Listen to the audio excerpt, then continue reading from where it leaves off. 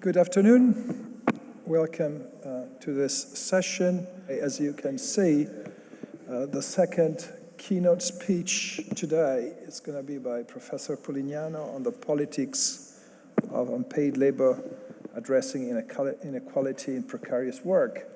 I'll briefly introduce the keynote speaker, so both her and the speech, or the contents of the speech. As I was writing my notes when I thought, how should I present Valeria? I said, well, Valeria is scientifically quite famous, and if you don't know her, it's too bad for you. But having said that, let me say something more. So Valeria Pulignano is professor of sociology at the University of Leuven, a member of the Leuven Institute of IEA. She focuses mostly her research on work, employment relations and industrial relations in the labor market. She has several further achievements she made in terms of publications, but also her involvement in our community. So she's currently coordinator of the ESA, European Sociological Association Network on Employment and Industrial Relations. She's a researcher affiliated to several research centers. She's associate editor of Work, Employment and Society. So if some of you are interested in publishing, just nail her down after a speech. And she's also associate editor of the Journal of Industrial Relations. As already I said before, her focus in the research is about work, employment, labor market, and inequality. We will discuss with her presentation, which is mostly focused on her most recent book published by Oxford University Press.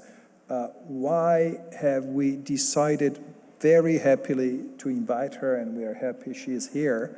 Well, what she does and what she does in the last book she wrote, and that she discussed this afternoon, is that she tries to provide a novel and fresh understanding of how to frame precarious work and how it works, this kind of dichotomy that she will show you how to break it down between what is paid work and what is unpaid work. Furthermore, her presentation today is going to be very interesting from a methodological perspective in terms of how to measure exactly the different edges of paid and unpaid work and how they relate. Having said that, there are at least 5 good reasons to have Valeria here and to listen to her as a community of social policy and scholars. Well, first, the book is about comparative political economy, which is a broader framework through which we can also look at social policies. Second, as I just said, Valeria's presentation and a recent book are very interesting in terms of methods and how to study a set of issues, especially, I mean, and we go back to where all of us were or are PhD students, how to try to have a micro-macro link on the analysis, and Valeria's presentation and book are really good at providing methodological and analytical insights on how to try to link the individual micro level with the aggregate macro level. The book is about also inequality and social classes and social stratification. So it's really good to discuss also on how inequality is reproduced in our societies. It looks, fourth point, at labor market transformation and policies, and it has a specific focus also on the welfare state. As you will see, if you have not read the book and you listen to Valeria, one of the focuses, empirical focuses of her research is on the care sector compared to other sectors.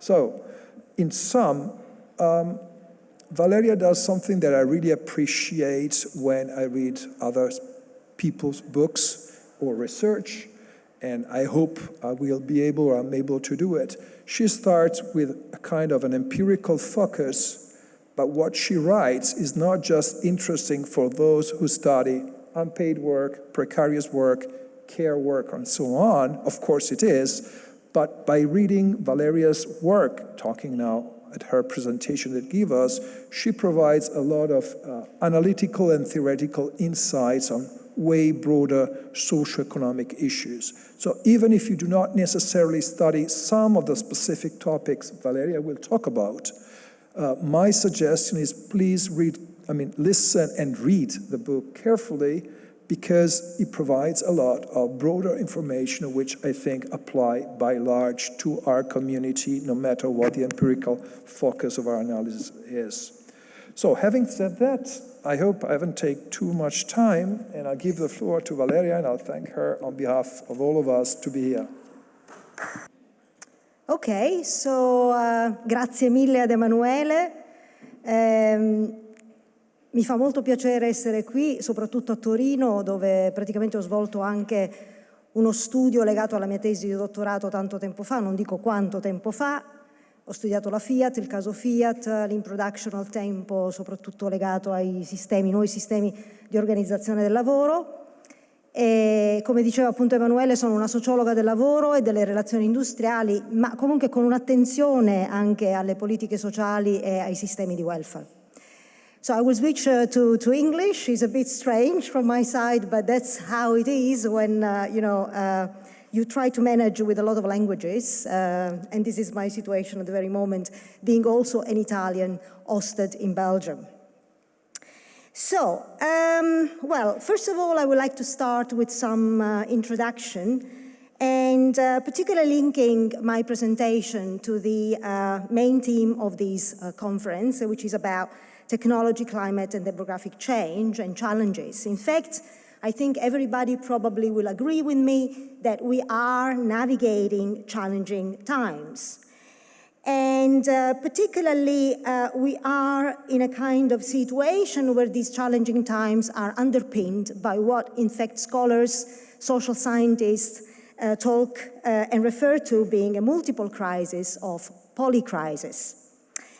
These crises are causing a slowdown in economic development and also widespread social hardship, especially affecting key workers working at sectors that are in fact considered being a key or essential in society and for societies to function. Now, in this age of overlapping kind of polycrisis, from neo-geopoliticals, global orders, to wars, to the erosion of democratic norms, we are in fact confronted nowadays not only with social, political, economic, and humanitarian catastrophes, but also with profound questions about, in fact, how do we kind of enhance, how do we sustain resilience, and particularly the future of democracy itself. And I think we as social scientists here, independently from what kind of approaches we are coming from, work, labor, social policy, whatsoever, I think we are all interested in trying to, achieve this kind of issue. And I think, in fact, the topic of the conference, technology, climate, demographic change, in fact, kind of gives a good idea about the kind of challenges that we are facing in our society.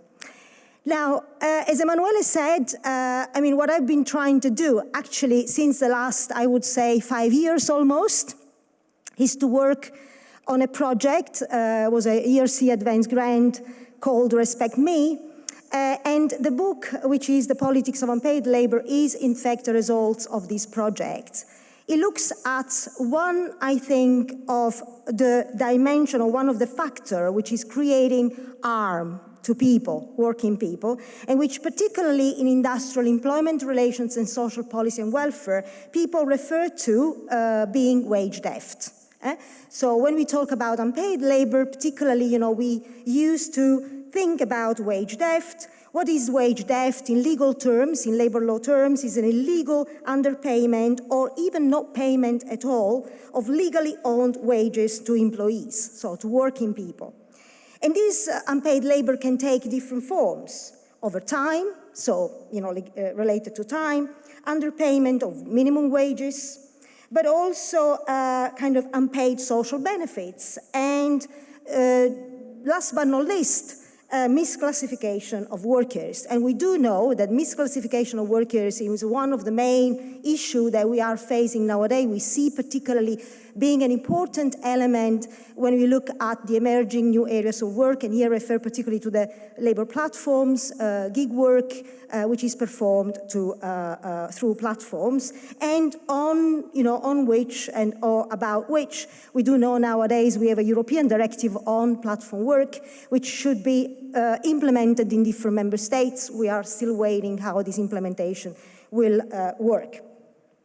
So that's what this book is, try to kind of relate to. So unpaid labor, the way in which we refer to unpaid labor particularly is time and effort, which people spend to undertake tasks nowadays in the labor market, tasks which in some, most of the situation are or can be even automated, so taken out from the hands of people, and which, sometimes are, part of the job description. So these are tasks that people have to do because it's part of their own jobs, but which for whatever kind of reasons these people are not paid for.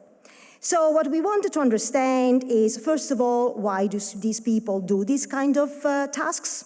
What are their own motivations, intrinsic motivations? And particularly, how this affects their own life and work. And we wanted also to understand the kind of processes, if you like, which in fact kind of entail people to do this unpaid labor, and particularly looking at the extent to which and whether this unpaid labor links to precarious work. And this is from where then, this inequality comes from. This is really, and I want to stress this was not foreseen at the beginning of this project. The inequality issue, which is a class-based inequality, comes actually from the very inductive research we started being kind of engaged in doing as a part of this project, and then trying to move on with more quantification and measurement of unpaid labor later on.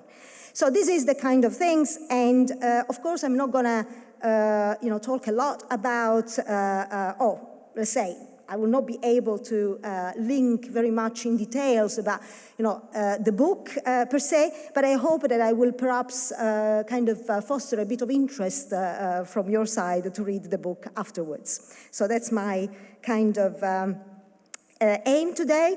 So what I'm going to do, I'm going to set the scene of this book. So what this book is talking about, what is particularly the analytical framework, the analytical theoretical framework, as Emmanuele said, which underpins the book, and then provide some illustration, empirical illustration across the work areas that we have been looking at. And the work areas we have been looking at are three: creative industries, gig economy, and care, particularly residential care, as Emmanuele said.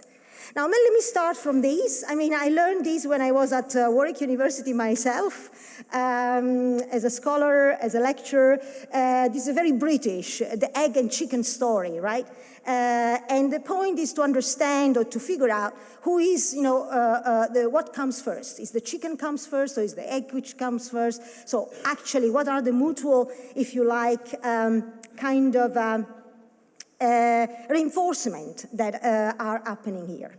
And the mutual reinforcement I want to shed light on are particularly related to these two books, which to me, or at least these two pieces of work, which according to me have been kind of inspiring me very much along all the journey.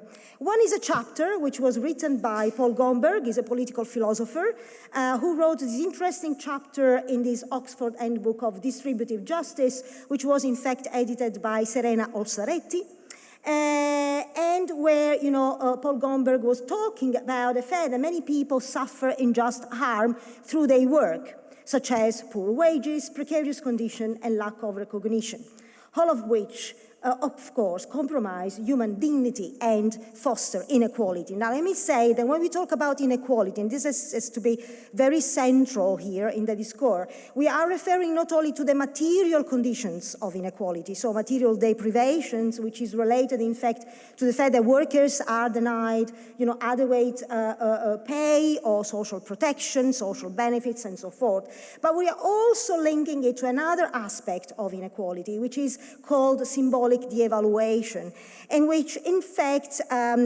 what happens here is, and what he refers to, is the fact that some people, some social groups, tend to be situated in stigmatized or low-status roles. And, we can have a guess who are these kind of social groups, working groups who are mainly, put in this kind of scenario. Now, these two dimensions, as I said, material deprivation and symbolic de-evaluation, they reinforce one another. So they are not a binary dimensions.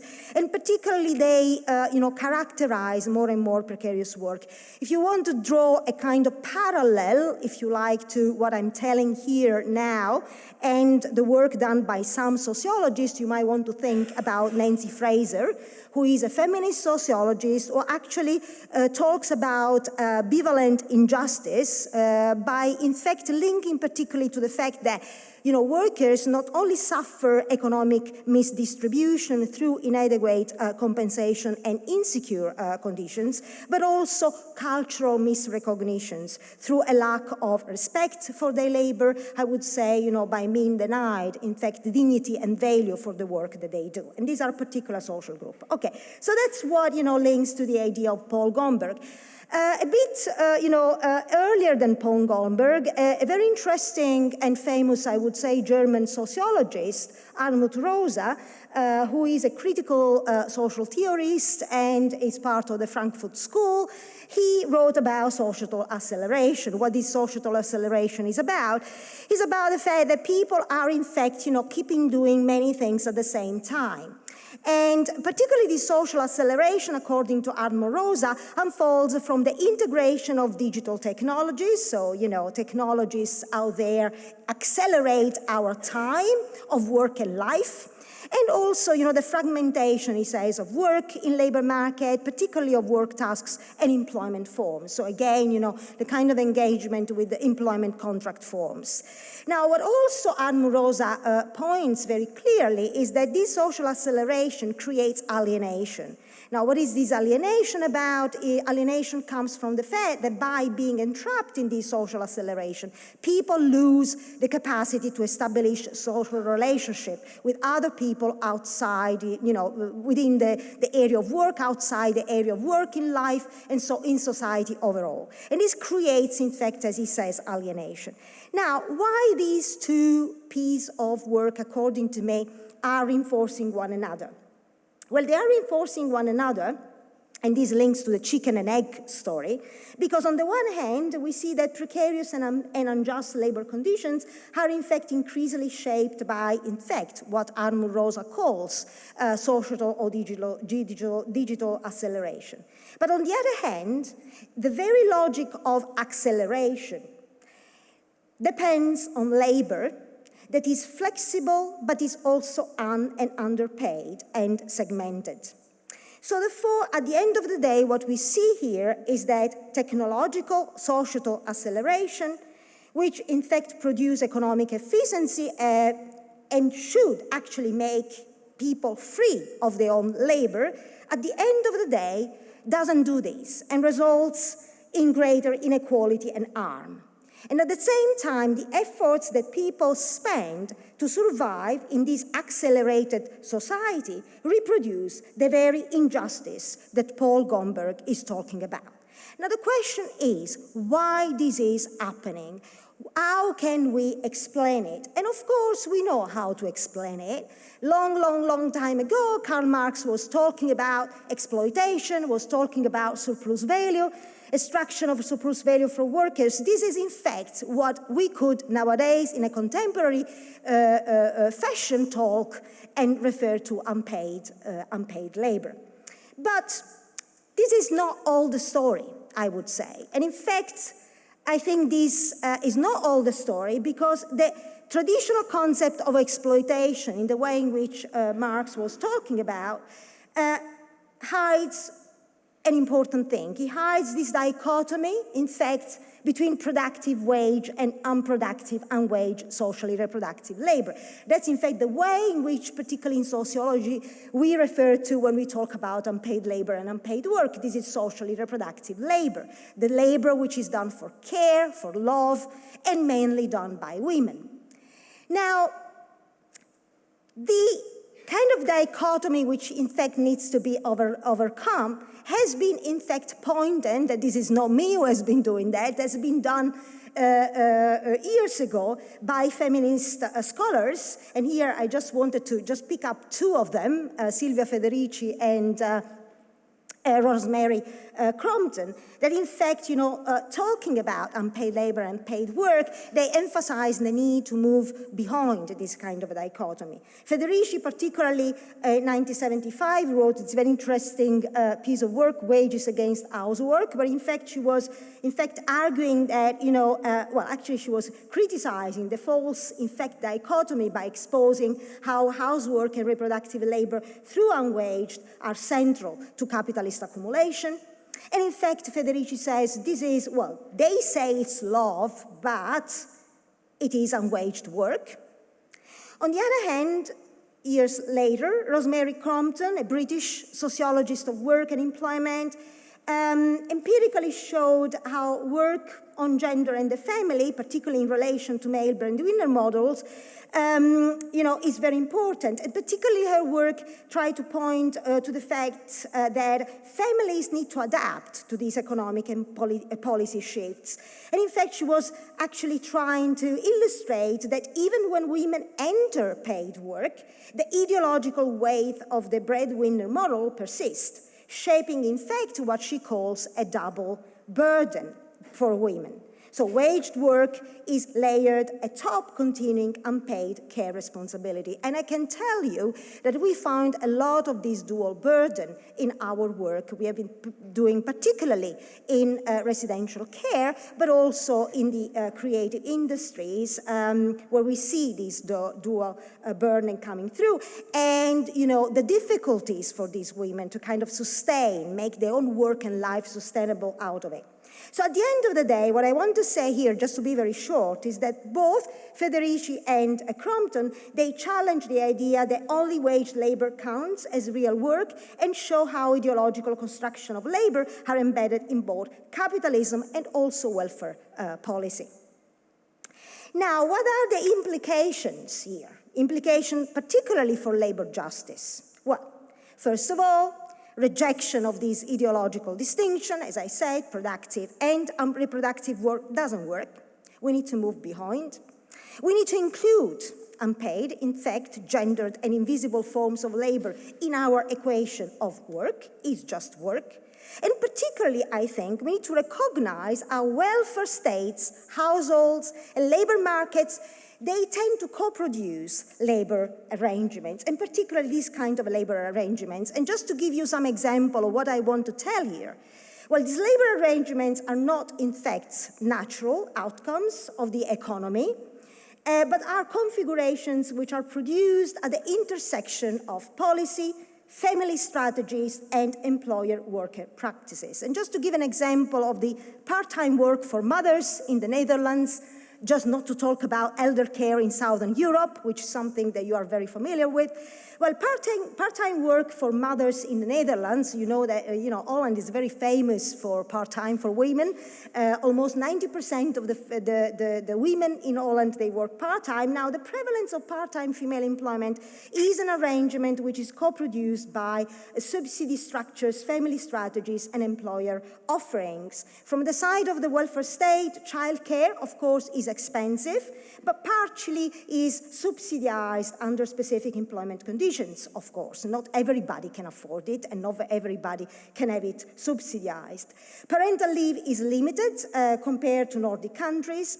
In terms of household, what we see here is that many couples adopt a 1.5 earner model, which means men full-time and women part-time.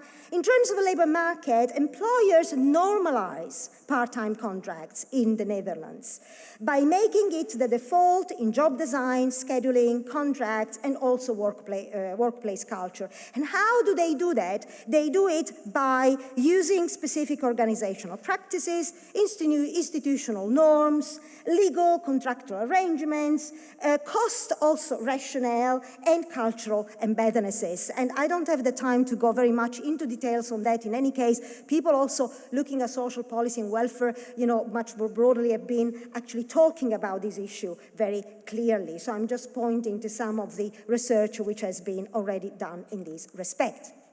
Now, another thing which I want to do, probably more important, is another dichotomy I think we need to really overcome.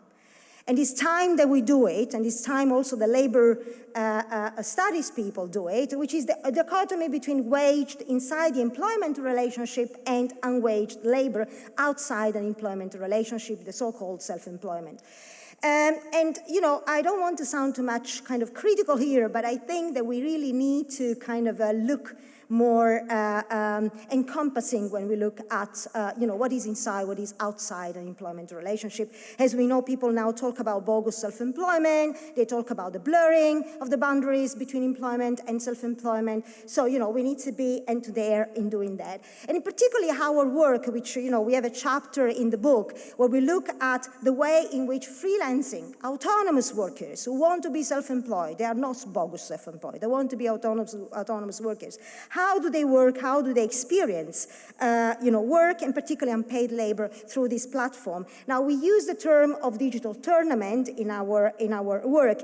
In other words, what we see here and what we want to say is that in digital freelancing, work is increasingly organized through platform, in fact, as we know, mediated competition, which produce what can be described as, in fact, this digital tournament by looking back to the work of David Marsden, who, in fact, a long time ago talked about this tournament, describing labor market. Now, what is a tournament for David Marsden? Well, of course, David Marsden was not referring to the digital tournament, but just to traditional tournaments model.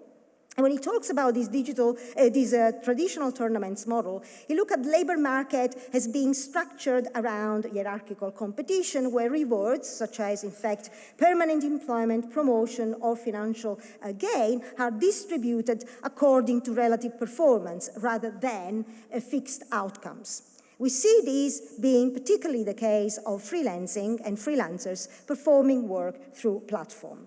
But we also see something on top of it. We see that, in fact, the business model of the platform, particularly algorithm technology mediated, makes this kind of visible nature of digital platforms makes it very important and amplifies the pressures that this, has on freelancing, and particularly the pressure that it has on the competition of these freelancers who have to compete, and by, in fact, doing that, they have to engage much more in doing unpaid labor, something that they have been used to do in the past. But what is new now is that by engaging in this kind of competition game, they have much more difficulties to have what human capital theory called about return on investment. So they have difficulties in determining their own prices, and because of that, because of the competition, they have, in fact, difficulties in having returns on investment, which makes their own work really armed by the way in which the business models through platform works. So that's what is about, the digital tournament story. And therefore, this is something that actually tells us a lot about the fact that we need, in fact, to recognize it and to embed it in this logica of, looking, how do we look at work and how do we look at working conditions. Now, let me say a little bit about the approach that we follow in the book, the way in which we, frame unpaid labor around work, and, which in fact is our theoretical, analytical lens. So we claim for a relational approach to work by particularly looking at what Miriam Glucksmann in 1995 called the total social organization of labor. So work is work and needs to be encompassed in this kind of relational way of looking at work. Work is positioned, therefore, in a kind of continuum, which means, in fact, it's both paid and unpaid, but particularly important inside and outside the labor market. Of course, the paid element of the unpaid is wage theft, as I said before. Unpaid labor, unpaid related to wage theft, the way in which we have been looking at it particularly, as I said at the very beginning, is this time and effort people spend to do tasks inside the labor market to do their own jobs, and which they are not paid for. But interesting enough for us, and this is what this project has been trying to do, is to link the unpaid labor inside the labor market as being wage theft or unpaid in terms of time and effort to socially reproductive labor. In other words, the question is, for those who are doing unpaid labor inside the labor market, or for those who have to support unpaid labor inside the labor market, how these people relate this unpaid labor inside the labor market to the socially reproductive labor, particularly this is the story of the women, that they have to do into the household. So how these, and what does this mean in terms of the sustainability, as I said at the very beginning, for these people who are in fact and have to combine or support, sustain, paid and unpaid, both socially reproductive and inside the labor market. So a big puzzle, I would say, and complex as well. So, we actually look at this circular, if you like, relations and relationship between unpaid labor in paid and unpaid socially reproductive labor. We also do something which, in fact, gives the shed lights on the title of the book, the politics. What is the politics here? The politics for us is, in fact, the material conditions, as I said before, producing material deprivation for people, but also the kind of symbolic de-evaluation, and linked to this symbolic de-evaluation, the processes which shape unpaid labor inside the labor market. Again, why do people do it? What are the motivations for people for doing that? And also we look at the political. So the politics is not just the politics, but it's also the political, a la Burovoi, really, I would say. So the policy intervention, and there comes, the arena of the employment relationship, the industrial relations, the welfare system, the countries, settings in which these people are doing their own unpaid labor. And particularly for us, interesting, as I said at the very beginning, is to try to pose the question, and this is an empirical question, is unpaid labor a dimension of precarity? Well, probably it is, and this is something also that some literature, recent literature, particularly in Work, Employment and Society, there have been interesting articles pointing to that. So unpaid labor can be considered a dimension of precarious work. But the empirical question is, to what extent precarious work unfolds from unpaid labor? It might be that some people can, in fact, afford unpaid labor, and therefore they don't get precarious at the end. But there might be other people who, in fact, cannot support the unpaid labor inside the labor market, particularly when they have to combine with socially reproductive labor. And therefore, this unpaid labor they do or they support in families, they became for them a kind of, important factor to entail them and bring them into precarious work and life. And this is, in fact, the story we want to put forward. That's why we talk about inequality. Is it, in fact, a class-based story? So these are the questions, as I said before. Now, this is the kind of, again, continuation of our theoretical framework. So again, work, seen as a part of this continuum, paid, unpaid. But particularly, again, looking at the dynamics and processes. And when we look at dynamics and processes, as I said, important for us is also to look at the normative ideological underpinning legitimacy of this unpaid labor. Again, the symbolic de-evaluation and, how this unpaid labor is made appealing for people, how it is legitimized in labor market, what are the mechanisms and the processes doing that. And from an industrial relations perspective, I can tell you that, of course, industrial relations has been very much affected by, I would say, not only, of course, but has been, dedicating a particular part to this analysis of norms and values, which in fact comes very much from a sociological approach. And, and we have particularly interesting work done around this issue, looking in particular at the legitimacy of industrial relations actors within industrial relations system, how this is constructed, how this is maintained. So at the end of the day, it's about what do we see in reality in society, how this is maintained, how this is, normalized, how, how social order is actually retained. But we also look at what we call struggles of recognition, because in fact, unpaid labor inequality created by unpaid labor is not just material, but is also symbolic. And here we draw particular attention to the work done by Michel Lamont, but also by Honneth, talking about this sphere of recognition and struggles.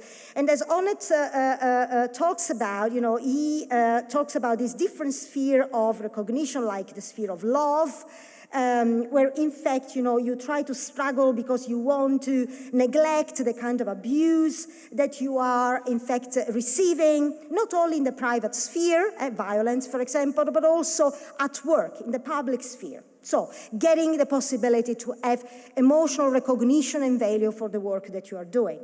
Then there is the other sphere, the sphere of rights, more legal recognition. So you struggle because you want to be, to have recognized your individual rights and to be not treated in a kind of discriminatory way.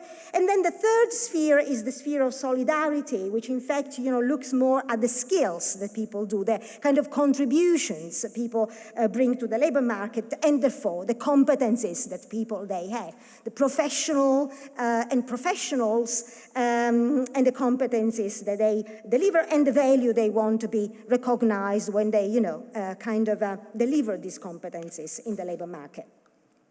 Now, what we do in the book also, because we are interested in understanding, how people support, why do people do unpaid labor, but how people support unpaid labor inside and outside the market, we look at the resources that people have at their own disposal. So this is very Bourdieu sort of an analysis, social capital, so individual resources, but also in terms of social resources, but also economic resources, symbolic resources. And we look, as I said before, the policy interventions, so the collective resources. So do industrial employment relations, welfare system matter to mitigate the effect of unpaid labor that people are, in fact, doing into the labor market? And I can already anticipate to you that, yes, industrial employment relations and welfare system, they matter a lot for kind of mitigating the effect of unpaid labor and making, unpaid labor not a kind of trap for people into the precarity,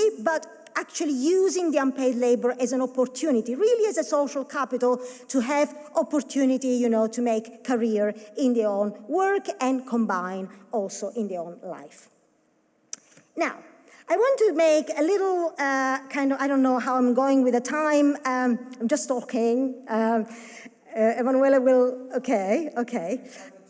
Oh, okay, so probably I will stop at some point. No, I just want to make a little reflection about how our work speaks vis-a-vis the political economy. Emmanuele was mentioning comparative political economy, the political economy of work. We do think that our work speaks to this work out there.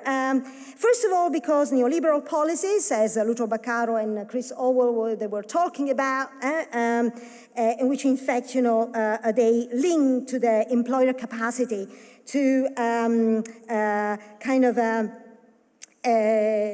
put control on workers, so the employer discretion, that's the kind of terminology they use in their own work. So our work talks to them because, in fact, neoliberal policies, they deliver unpaid labor. And they deliver unpaid labor in terms, in fact, of low wages, in terms of no social protection, or actually less social protection, and also, of course, less capacity to have access to social benefits. But also our work, and this is a continuation, talks very much to, and vis-à-vis another important masterpiece in the political economy of work and industrial relations, the famous book written by Wolfgang Streeck, Reforming Capitalism. In what way? Well, Wolfgang Streeck, in Reforming Capitalism, made, in fact, the argument that in post-war industrial relations institutions, capital came to strategically repropose the institutions not to share power, so to repropose kind of new institutions not to share power with labor, but to harness the capacity of labor for coordination and consensus. Now, this coordination is coordination of interest, again, very much in line with, at least to me, to what Burawoy was talking about. And also his idea about, in fact, hegemonic despotism. But what is here the core element that I want to relate to our work is the competition. So competition was used as a sort of, if you like, way to create legitimacy why labor should shake hands with capital. And Wolfgang Streeck said, well, that was the end, right? That was the end, and this is, what we see nowadays is just the results of that kind of, shaking hands. So the normative forces creating legitimacy in a more kind of global way is something also that, is very interesting and links very much into our way of looking at the macro level, more individual level, about the effects of that, shaking hands. Linked to reforming capitalism, very recently Wolfgang Streeck wrote another interesting book where he in fact talks about workers' need in fact to take back control. We had enough, right? So we had enough, let's try to get control back in our hands. Well, also here I think that perhaps our argument offers, we don't know, there's something empirical study to be done, to what extent the unpaid labor which is done under specific conditions could help to workers to kind of take back control. We don't know, that's a kind of empirical question. But particularly I think that our work certainly links to what was the work done by Jens Beckert, the Macro Foundation of Capitalism Dynamics. Why? Because in fact, in his book, Jens Beckert talks about the fact that these capitalist dynamics are propelled through the shaping of expectations, individual expectations. So people expect certain things, they hope, right? And they do certain things. They engage in kind of creating engine and fire for capitalism. Well, this is in fact what we have been, engaging with in our book, and particularly, we think that understanding this shaping means to engage in these normative processes, which are very central in our work. Very, very shortly, what is the normative processes that we uncover? Well, we use theories of ideal worker norm and stigma power to, in fact, look at what are these cultural expectations and particularly try to look at ideological processing, normalizing and legitimizing unpaid labor as part of this new social division of labor, including both paid, unpaid, inside and outside the labor market. By the way, cultural is central. Weber was talking about this a long time ago. Now, we use particularly the work of Goffman linking to power to uncover the processes of stigma, the symbolic de-evaluation, which cluster people and entrap people into specific jobs which are low valued, low recognized, and low pay. Stigma is a social norm, as we know, and of course, not everybody can neutralize a stigma. Only the people who are, into certain position can do that, because stigma, in fact, and the struggle of stigma, which reflect hierarchies at work, are very much linked into power. As Christie and Ollie Wright, they were telling, in fact, only certain class can, in fact, have opportunity structures which can help them neutralizing stigma and can help them, making out of this stigma something valuable for them. If I have to say, a little bit, kind of what is the argument of the book in a nutshell, I would actually say that our book, in fact, talks about or recalls what Chris Wright, what Tilly and Ollie Wright were talking about when talking about this opportunity structure. So in fact, we have a story of social class, inequality in precarious work, which tells, in fact, that only certain classes can make out of unpaid labor a kind of avenue for progress and hope. So they can, make out of their own expectations something beautiful out of that. This is very much linked to occupational prestige in certain sectors we have been looking at, and is very gendered. So gender is an element in it. As I said before, we also see the importance of regulatory structures. So, we see that when people are into specific system of employment, industrial relations and labor market and welfare, unpaid labor, even though the social class element retains into that, but nevertheless, these people are much more able to kind of make out of this unpaid labor an employable situation for them. So unpaid labor can foster employability rather than arresting them into precarious or poor quality jobs. What we also see very much, and this is the story of the digital platform, if you like, the business models matters a lot. Business models are a mediator for people, to again, make out of the unpaid labor something profitable and good for them. But also we have a very strong household story into that. In other words, what we see here is, in fact, that for specific kind of social groups, for example, let's talk about women, but also young men, in generous state-supported countries where child benefits and housing allowance are strong, where there is free childcare and so forth. This helps, in fact, them to mitigate the effects of the unpaid labor. For other, similar group in other countries where these kind of, structures are not there, and at parity of household, we see, in fact, situation being a bit different. So, the kind of household composition also plays a kind of important role. And for example, just to give you an example, in Holland, when we looked at creative industries, where we know Holland is, a country where, particularly if you are self-employed, you are a project worker, for example, working in creative, we looked particularly at dance. These people don't even have the possibility to access social benefits, and they cannot access also because they cannot pay for it. So when these people, both, in the household, they work as a project workers, it's much more difficult for them to have a normal life. And therefore, for them, in fact, they really cannot make something good out of the unpaid labor that they are doing. So unpaid labor is much more harming for them than in other contexts. Okay, I don't know whether I have the time to go through, yes. So let me very, very quickly, right, just give you an insight about the empirical illustration. So we look at these three areas of work.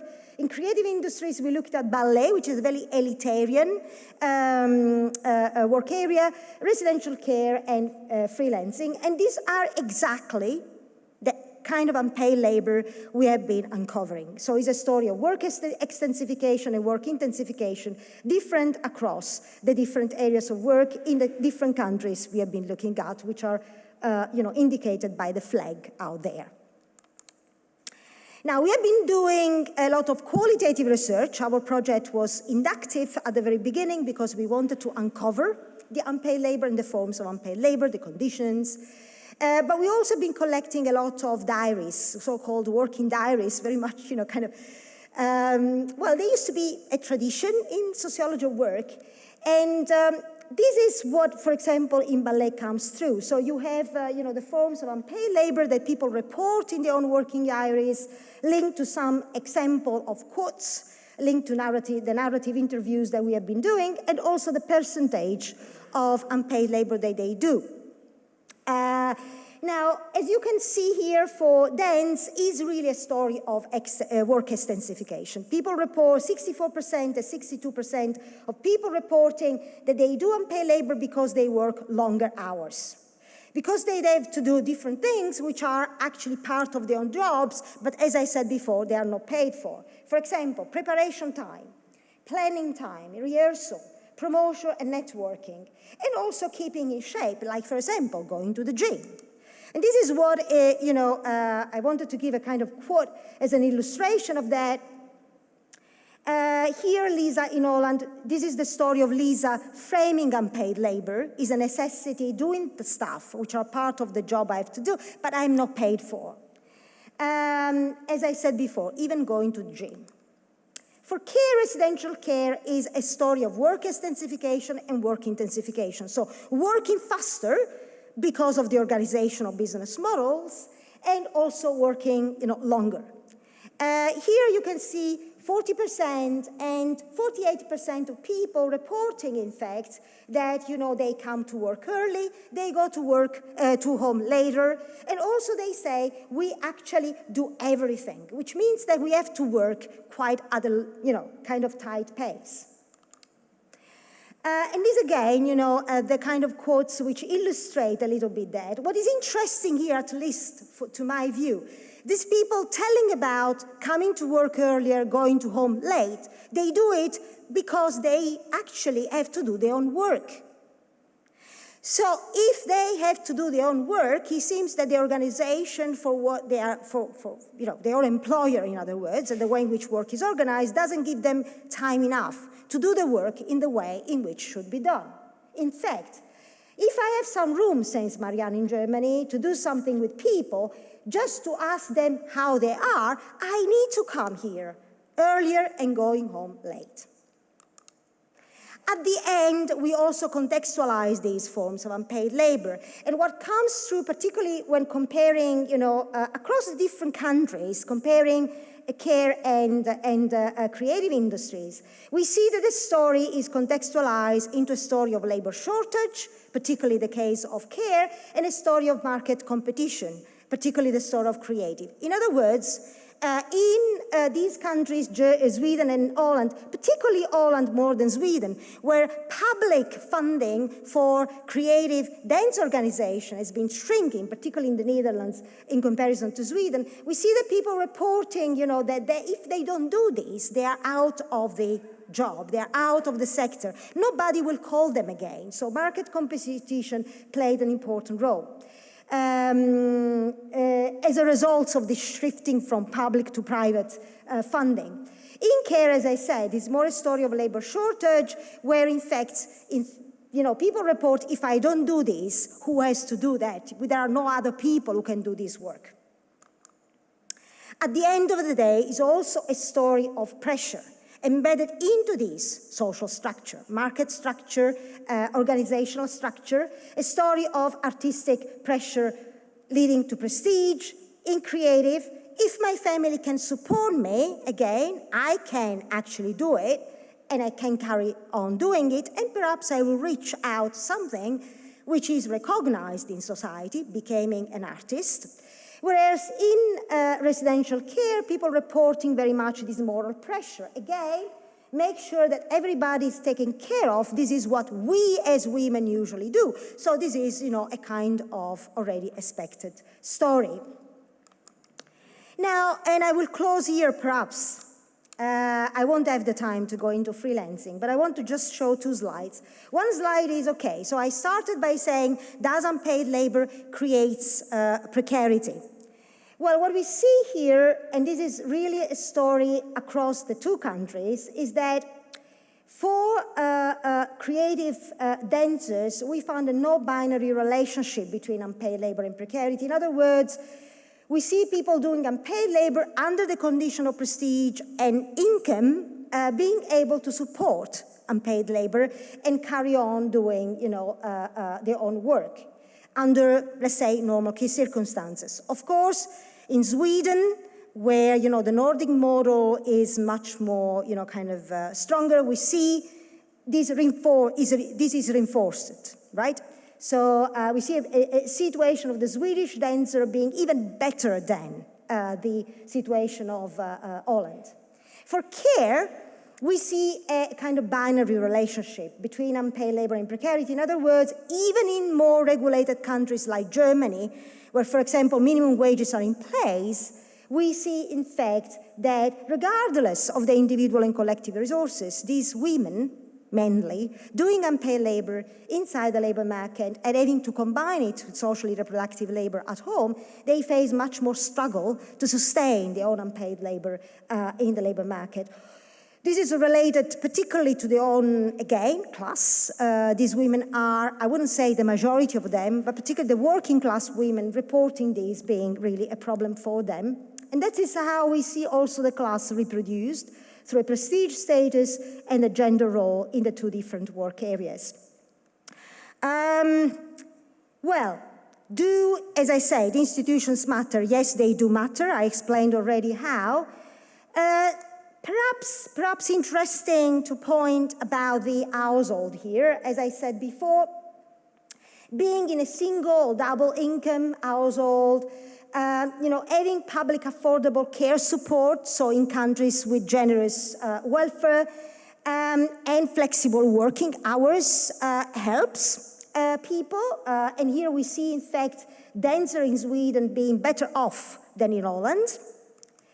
But what we also see is that, particularly in Holland, the story of the household intersecting unpaid labor precarity relationship is a story of working hours and gender again. And this is, again, interesting. What does it mean? So at the end of the day, it's about working longer hours and not having the possibility within the organization to negotiate extra free hours. When this happens in a context like Holland, where in fact childcare and free childcare is linked to your employment status, where in fact access to social benefits is not so, generous for certain groups of workers, of course this creates a lot of problems to these women. In care, we see also here, it matters, industrial relations, employment, welfare matters, minimum wages, yes, of course they matter. But also what we see is really a very class-based and gender story again, in the way in which households intersect the unpaid labor precarity relationship. So that at some point, and this was very astonishing to us in Germany, talking to Beate, telling us, I am a nurse, I work here, my husband is working in Mercedes. When I went, to talk about my husband and my family situation to my peers, they actually told me, well, listen, you have your husband as a good salary. Why you are working here? You should not. So I think this is, at least to me, was very interesting to be seen. How, even this emphasis on why do you do that? You don't need it, right?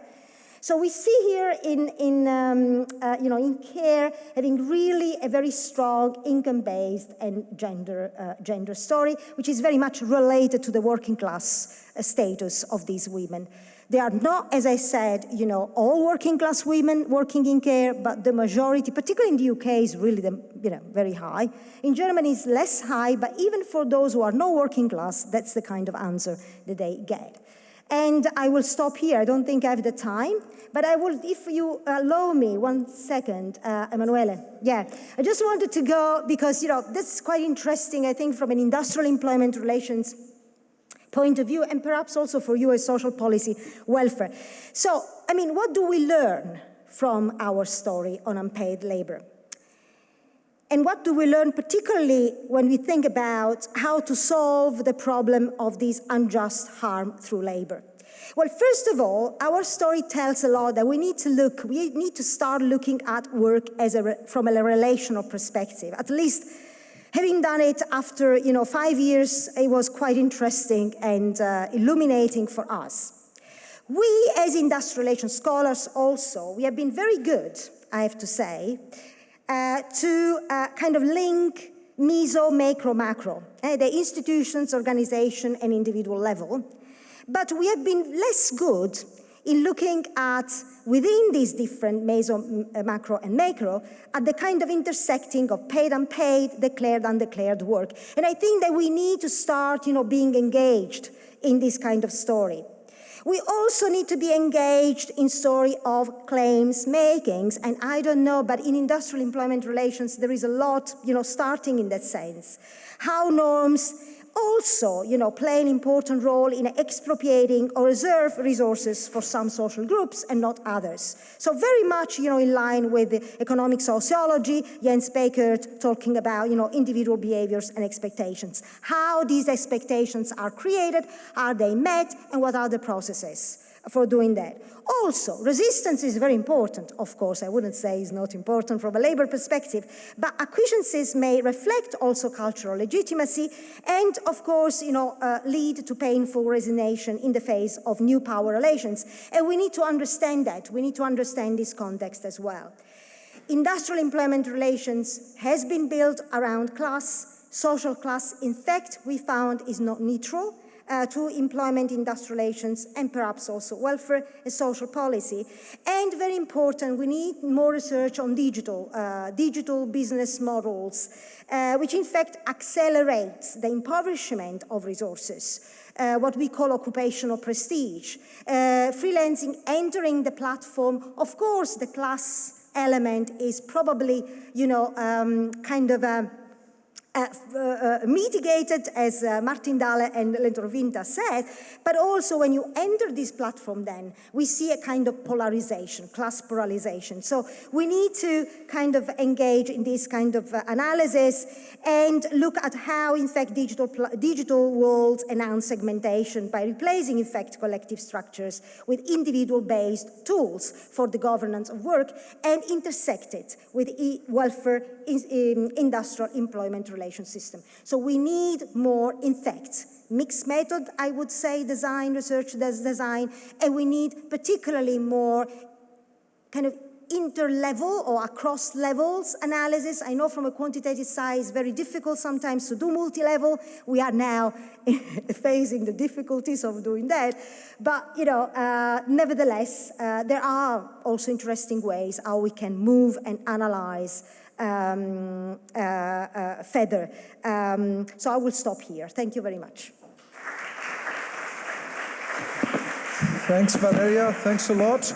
Unfortunately, we have a few minutes left, so we got about 5-6 minutes for questions and answers. Ok, grazie Valeria. Che cosa ci dice, come dire, anche in termini della nostra comprensione, la tua ricerca, la nostra comprensione delle dinamiche dei mercati del lavoro, cioè dal punto di vista poi anche quantitativo relativamente alle relazioni, diciamo, alle employment ai contratti, eccetera, eccetera. Cioè che cosa ti porti a casa poi da questa analisi, ripeto, dal punto di vista della comprensione poi, al di là della comprensione dei rapporti sociologici, ma dal punto di vista della comprensione delle dinamiche e dell'evoluzione del mercato del lavoro, che forse è il tema della tua prossima ricerca, però... Sì, noi abbiamo già discusso questo libro a Roma, però rispetto a quello vorrei aggiungere due cose, secondo me sarebbero due temi su cui è interessante lavorare in futuro, perché questa è una costruzione molto complessa.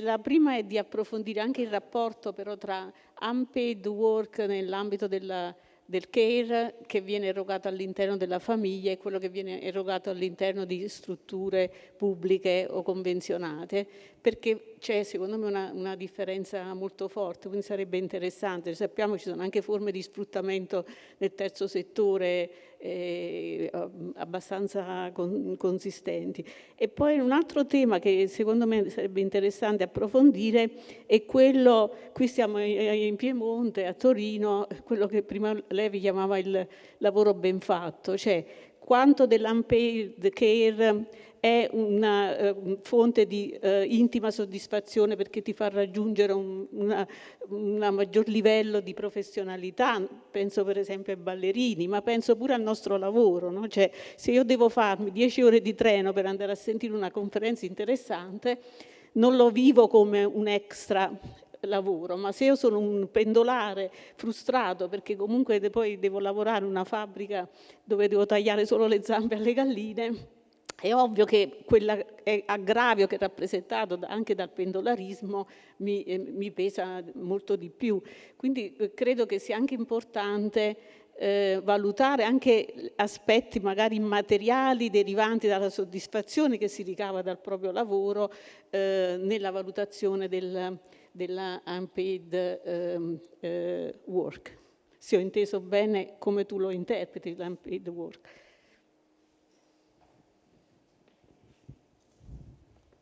Non vedo altre richieste di intervento.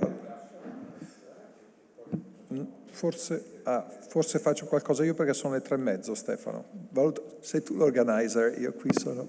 Se posso aggiungere una cosa molto breve perché si collega esattamente a quello che diceva Enrica.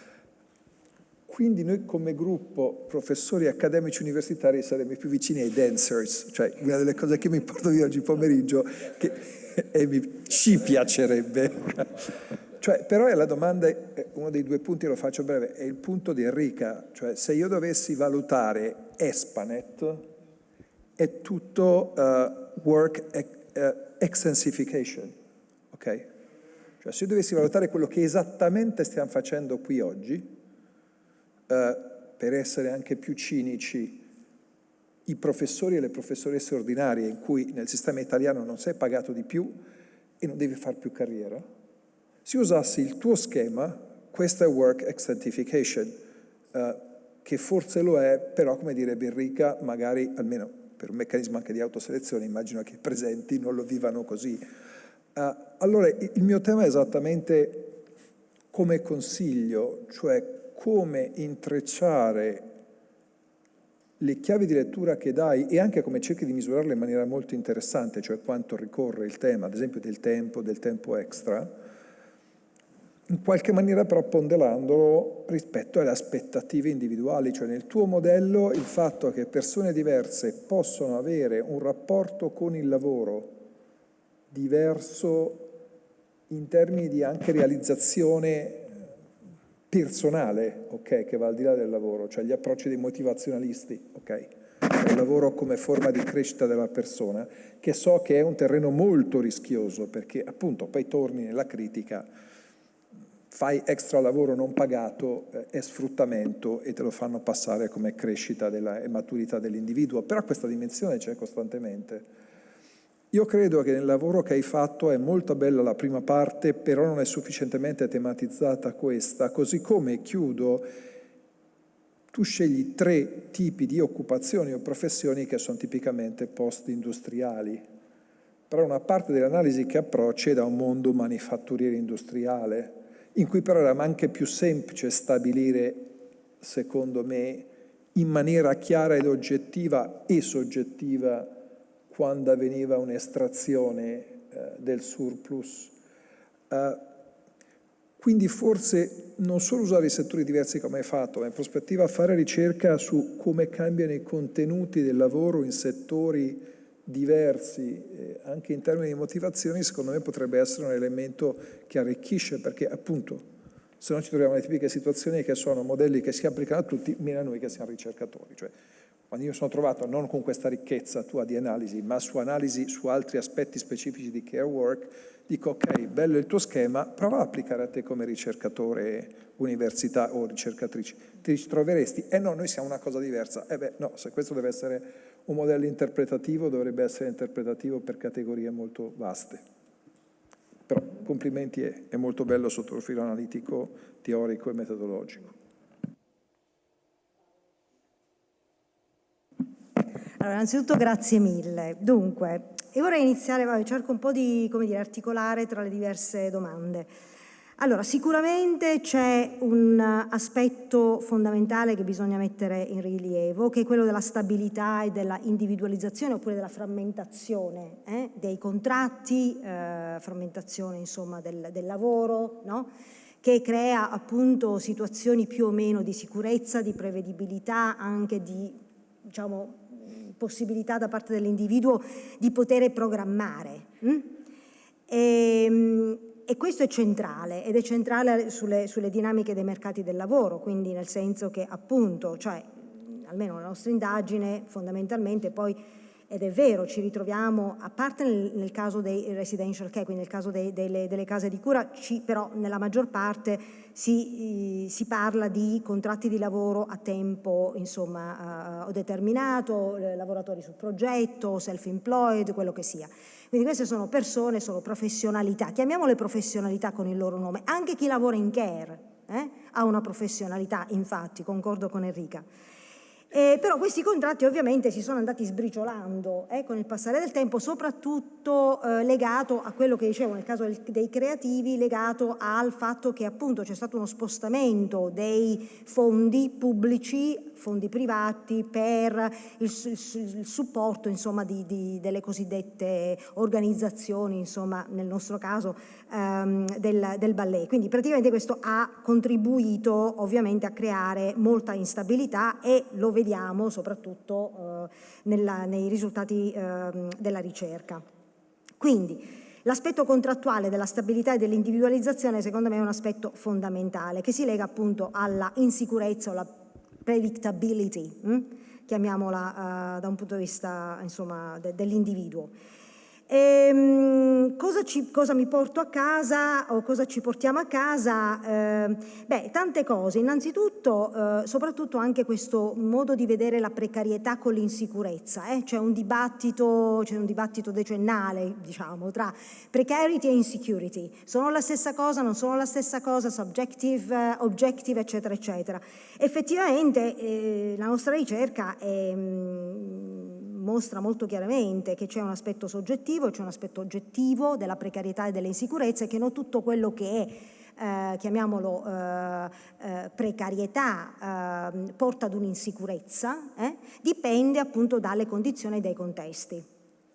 E secondo me anche lì insomma, c'è molta ricerca che bisogna fare, però insomma, questo è un aspetto che esce molto fuori, perché ci sono infatti, e lì i contesti di relazioni industriali di welfare sono molto interessanti, questo è prestige anche, no? Quindi gli aspetti, se vogliamo, simbolici, più che di materialità, che diventano importanti per far sì che io poi fondamentalmente, se ho una famiglia, diciamola in maniera molto concreta, che mi supporta, che mi aiuta, vivo la mia precarietà, essendo project worker in creative, diversamente rispetto a un altro soggetto che invece non ha le mie stesse, non vive dentro il mio stesso insomma, contesto e ovviamente è soggetto alle stesse condizioni alle quali sono soggetto io.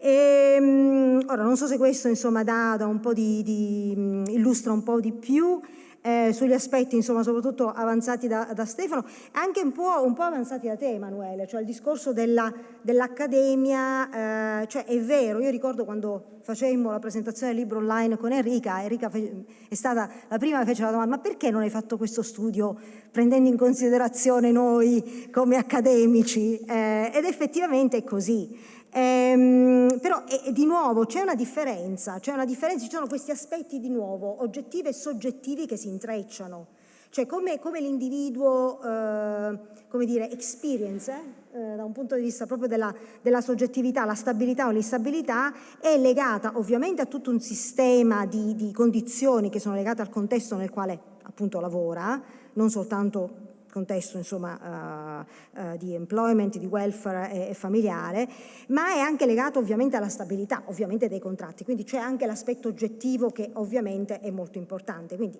ritornando all'accademia, per me, per noi, che comunque facciamo molto lavoro non pagato, però abbiamo un contratto a tempo insomma indeterminato, ovviamente se qualcuno ci domandasse ti senti insomma precarizzato, sicuramente diremmo di no.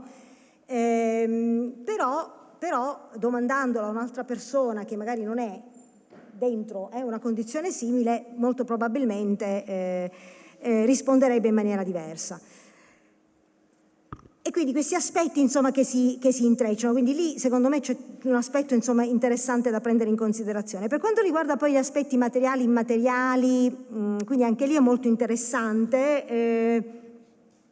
Noi abbiamo cercato e stiamo cercando adesso, abbiamo creato insomma, un modulo statistico di misurazione del lavoro non pagato, abbiamo fatto ruotare in diversi paesi europei, dove abbiamo praticamente lavorato con i cosiddetti representative panel survey, quindi per avere appunto una rappresentatività insomma, abbastanza elevata.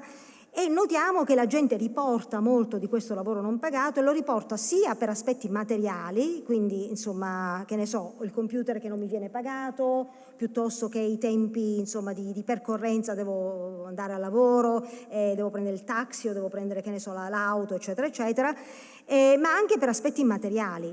Quindi l'immaterialità è anche molto importante. Per aspetti immateriali che cosa intendiamo?